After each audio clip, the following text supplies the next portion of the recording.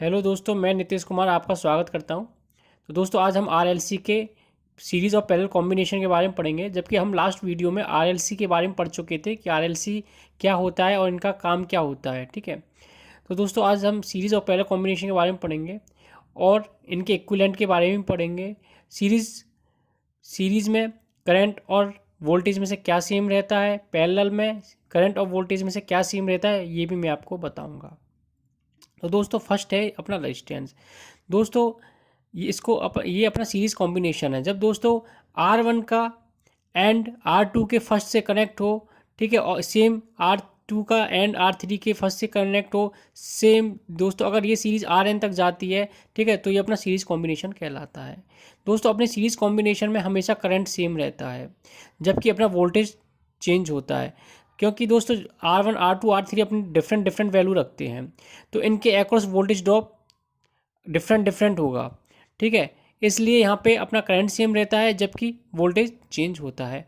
और दोस्तों series combination में जो आर इक्विवेलेंट होता है वो इक्वल टू होता है R1 plus R2 plus R3 plus dot dot dot plus Rn।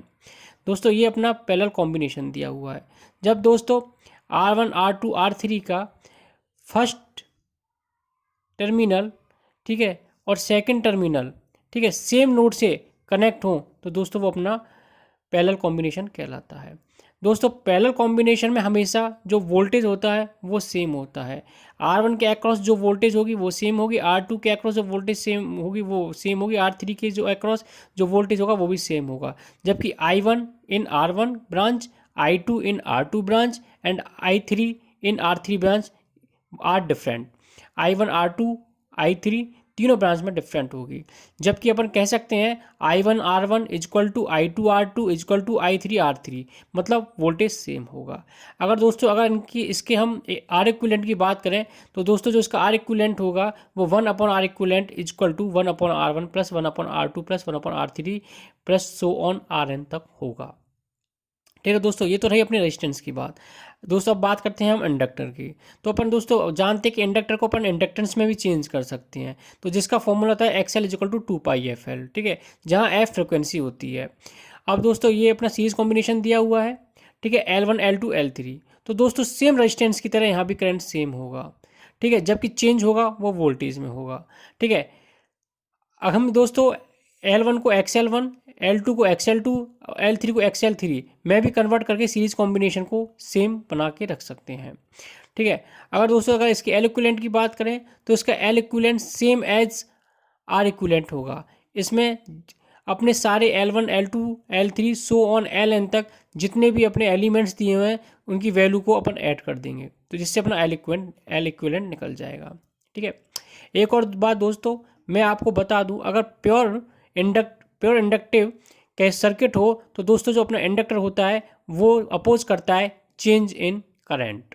ठीक है, तो ये आपको याद रख लेना है, कभी कभी क्वेश्चन में पूछ भी लेता है। अब दोस्तों सेकंड दिया है अपने लिए पैरेलल कॉम्बिनेशन। तो अब मैंने बताया था कि सीरीज कॉम्बिनेशन में आपका करंट सेम होगा, पैरेलल कॉम्बिनेशन में आपका वोल्टेज सेम रहेगा। तो दोस्तों अगर अपन इसमें L इक्विवेलेंट निकालेंगे तो L equivalent same as R equivalent in parallel condition होगा। ठीक है दोस्तों, इसमें कोई डिफरेंस नहीं है। ठीक है, अब दोस्तों बात करते हैं हम कैपेसिटर की। तो दोस्तों कैपेसिटर R और L से डिफरेंट इसका कॉम्बिनेशन होता है, मतलब इसका इक्विवेलेंट डिफरेंट होता है R एंड L के इक्विवेलेंट से। तो दोस्तों अपने लिए 3 कैपेसिटर सीरीज कॉम्बिनेशन में दिए हुए हैं C1 C2 C3।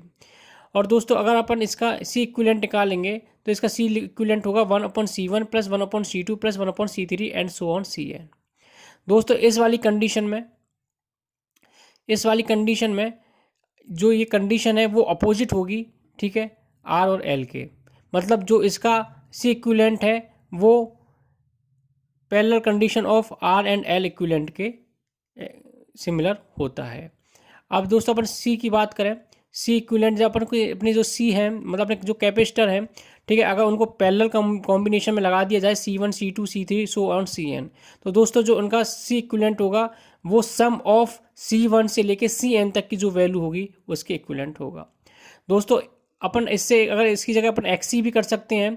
XC कैसे करेंगे, अपन जानते हैं XC निकालने का फॉर्मूला 1/2πfc। ठीक है, एफ फ्रिक्वेंसी है।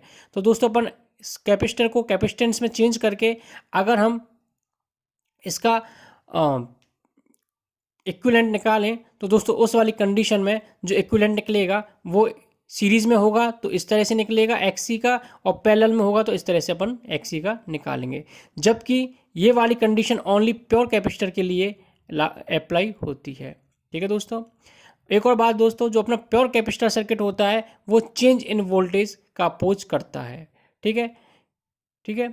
तो दोस्तों ये रहा अपना आज अपना RLC कॉम्बिनेशन के बारे में। नेक्स्ट वीडियो में दोस्तों मैं आपके लिए और भी अच्छा और PYQ अच्छे क्वेश्चन लेके आऊँगा, जिसके थ्रू आपके मैं कंसेप्ट को और क्लियर करने की कोशिश करूँगा। और दोस्तों जो ये हमारी सीरीज़ है, ये सीरीज़ हमारे नीट 2024 तक फ्री ऑफ कॉस्ट चालू रहेगी। और दोस्तों इसको आप सब्सक्राइब या लाइक करें या ना करें, पर इसको शेयर ज़रूर करें, जिसके अकॉर्डिंग हम हर बच्चे तक अपने कंसेप्ट को पहुंचा सकें और हर बच्चा अपना कंसेप्ट क्लियर करके अपने नीट और जेईई का एग्ज़ाम क्लियर कर सके। Thank you.